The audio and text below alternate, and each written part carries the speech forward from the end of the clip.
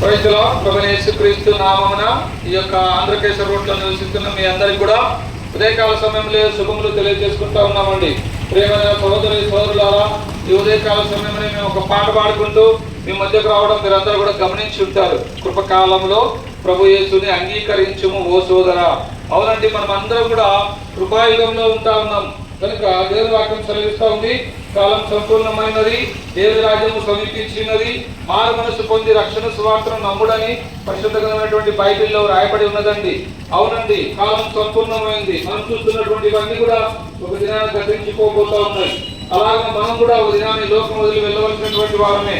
అయితే సోదరి సోదరుడా, ఈ లోకం చూస్తే మనకైతే ఏమవుతుందో ఎప్పుడైనా మనం ఆలోచన చేసినామా? మనలో చాలా మంది అనుకుంటారు చనిపోయిన తర్వాత ఏమీ లేదనుకుంటారు, కానీ చనిపోయిన తర్వాతనే మన కథ ప్రారంభం అవుతుంది. ఈ లోకంలో మనం యాత్ర చేయడానికి మాత్రమే వచ్చినాం కనుక ఈ యాత్ర ముగిసిన వెంటనే మనం ఈ లోకం వదిలి వెళ్ళిపోవలసినటువంటి వారమే. ఈ మాటలు వింటున్నటువంటి సోదరి సోదరుడా, మానవులమైన మనమందరం కూడా పాపాత్మలమని పరిశుద్ధ గ్రంథమైన బైబిల్లో స్పష్టంగా రాయబడి ఉంది.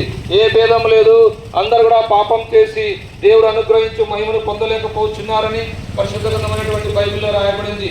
ఈ ఊరు వాడని ఆ ఊరు వాడని భేదం లేదండి, నల్లని వారు తెల్లని వారని భేదం లేదండి, అందరు కూడా పాపం చేసినటువంటి వారే. కనుక ఈ పాప హృదయంతో మనం దేవుడిని చూడలేం, ఈ పాప హృదయంతో స్వర్గంలో మనం చేరలేం.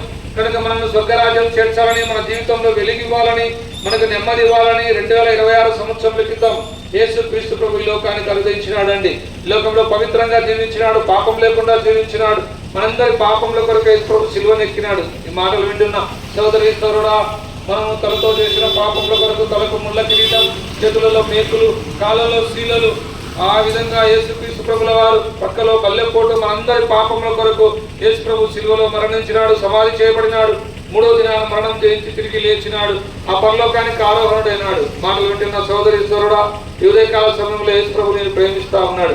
ఎంతకాలం పాపంలో బ్రతుకుతావు, ఎంతకాలం పాపంలో జీవిస్తావు, ఎంతకాలం పాపంలో మరణిస్తావు? పాపంలో వద్దు జీతము మరణము. కనుక ఈ పాపం నుండి నిన్ను విడిపించాలని యేసు ప్రభు ఈ లోకానికి వచ్చినాడు. ఆయన ప్రేమ కలిగినటువంటి వాడు.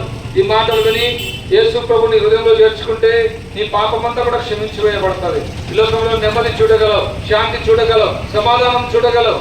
ఈ లోకం విడిస్తే పరలోక రాజ్యంలో ఈ గాయంలో ప్రభుత్వం కూడా నువ్వు ఉంటావు. ఆ విధంగా కాక పాప జీవితంలో కొనసాగితే నిత్య నరకం, అగ్నిగుండం, పాతాళం ఉంది. ఎవరు నిన్ను తప్పించేవారు లేరు, ఎవరు నిన్ను విడిపించేవారు లేరు.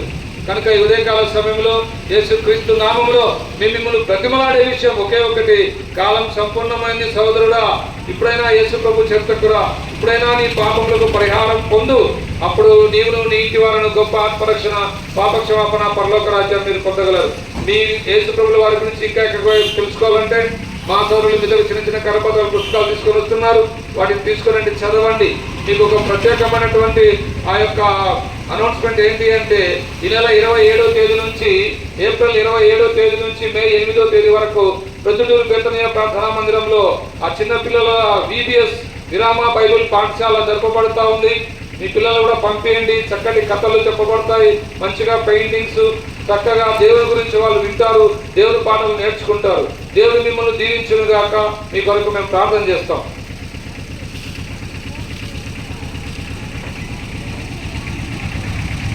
ప్రేమగల మా ప్రభావ, మీ పాదాలకు వందనాలు దేవా. ఉదయకాల సమయంలో ఆంధ్రకేశ్వర రోడ్లో ప్రజలను ప్రేమించినందులకే వందనాలు, మీ వర్తమానం వినిపింపజేసినందులకే వందనాలు. ఇన్న వల్ల మీ కార్యం చేయడం దేవా, మీ చిత్తములు ఏర్పాట్లను వారిని రక్షించుకోవడం, ప్రాంతానికి శుభమని చెప్పి వెళ్తున్నాం. మీరే కార్యం ధరించి మీరే మహిమ పొందమని యేసు ప్రభు నామమున ప్రార్థిస్తున్నాం మా తండ్రి. ఆమేన్.